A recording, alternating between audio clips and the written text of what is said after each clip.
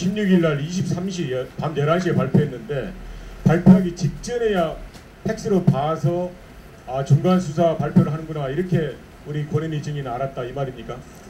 실제 발표하는구나, 정말 하는구나, 이거는 23시입니다. 23시에 그때 비로소 알았다 그 말입니까? 네, 맞습니다.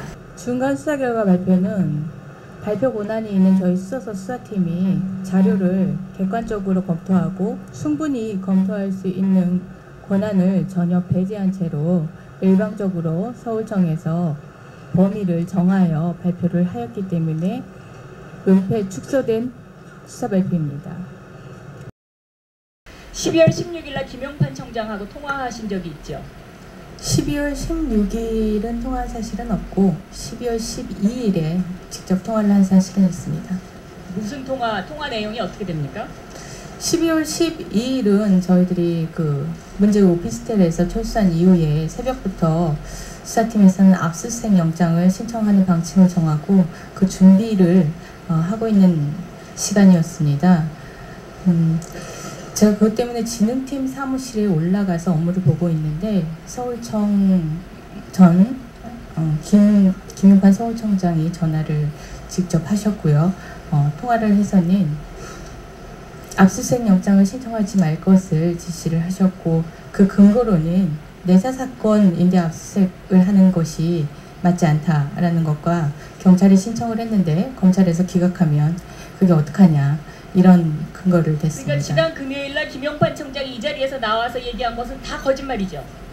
그 부분에 대해서는 사실을 말씀하지 않으셨습니다. 12월 16일 날은 12월 10일 권은희 과장과 통화한 것은 격려 전화를 했다라고 제가 질문한 내용을 부인을 했거든요. 지금 말씀하신 그 내용을 제가 질의를 드렸더니 김용판 청장이 부인했습니다. 그러면 거짓말한 거 아닙니까? 네, 거짓말입니다. 거짓말이죠? 네. 김용판 청장이 거짓말이죠? 네. 네. 김용판 청장하고 통화 몇 번 했어요? 12월 12일 하루 했죠? 네, 뭐라고 합니까? 압수수색 영장을 신청하지 말라고 하였습니다. 외압이에요 그게? 부당합니다. 그래서 권은희 과장 자체가 자질 자체가 문제가 있는 거예요. 수사과장으로서 편협된 사고를 가지니까 외압으로 들리는 거예요. 정부 수립일에 심야 수사 발표가 13회 있었다고 합니다. 이거에 대해서는 어떻게 생각하십니까?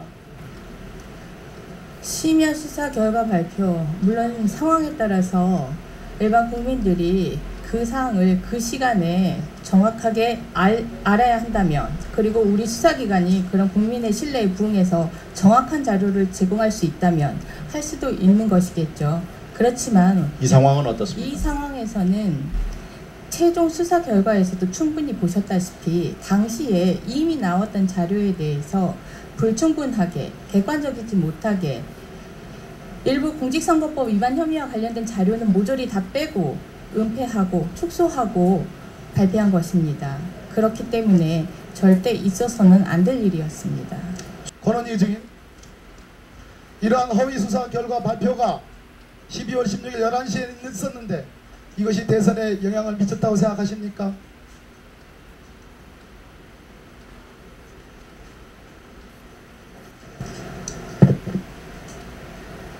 대선에 영향을 미쳤느냐는 변론으로 하고, 중간 수사 결과 발표 행위가 대선에 영향을 미치기 위한 부정한 목적으로 하였음은 분명하다고 판단합니다.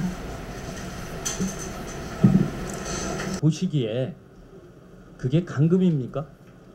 당시 저하고 계속 통화를 진행 중이었고 저희 경찰이 현장에 출동해 있던 사실을 알고 있었습니다. 그리고 또한 도곡지구대 직원이 112 신고에 출동을 해서 통로를 열어주겠다라는 그러한 답변을 했습니다. 이렇게 봤을 때 당시 상황으로서는 간급이라고 보기 어렵다라고 판단이 됩니다. 요 사진 보입니까 멀리? 네, 보입니다. 권은희 증인 같으면 여 입구에 노란 목들이 들고 수십 명이 쭈그려 앉아 있는데 이게 간급 아니에요? 시간은 정확하게 알 수 없으나 권정희는 그동안 경찰직 하면서 특히 여성인데 이걸 간급이라고 보지 않는 건 좀 지나치지 않아요? 본인 생각에 스스로? 이 간급 아니에요? 노란 목도리에 요 직원 저 목도리 들고 직원 문틈으로 엿보고 수십 명이 지켜보고, 근데 저 우리 권은희 수사 과장할 때 여직원 제대로 지켜줘야 되잖아요. 거꾸로 철수했잖아요. 그런 행동은 문틈으로 엿보거나 길을 대는 행동은 부적절한 행동인 것 부적절한 맞습니다. 행동을 왜 제대로 안 했어요? 제가 수사과장이. 현장에 있었으면 즉시 제지했을 것이고 그러니까 수사과장이 제대로 안 한 거야 이걸.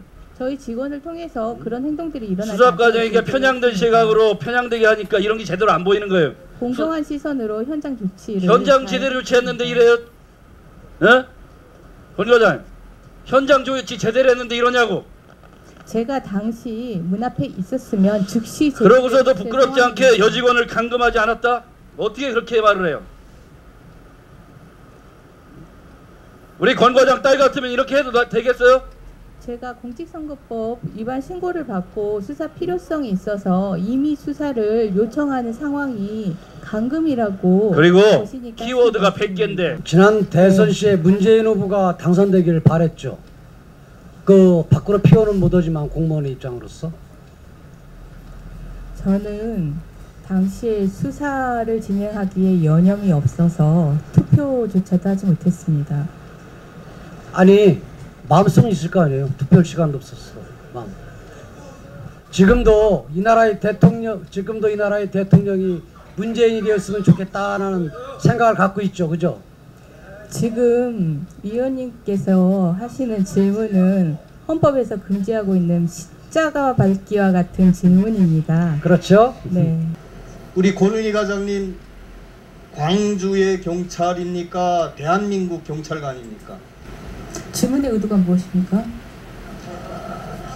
권은희 과장, 네. 경찰의 수사권 독립과 앞으로 향후 경찰이 어떻게 나가야 될 것이며 본인 거치는 어떻게 할 것인지 한번 얘기 좀 해보세요.